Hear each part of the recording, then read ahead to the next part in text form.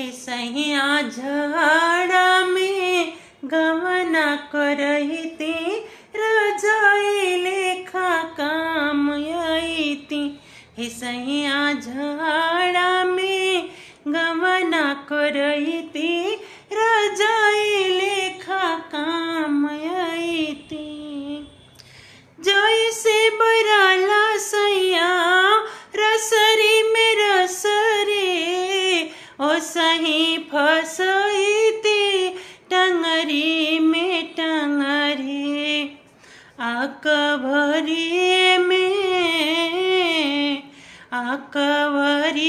में रतिया बितहिती रजाई लेखा काम आईती। हे सैया झाड़ा में गवना करहिती रजाई लेखा काम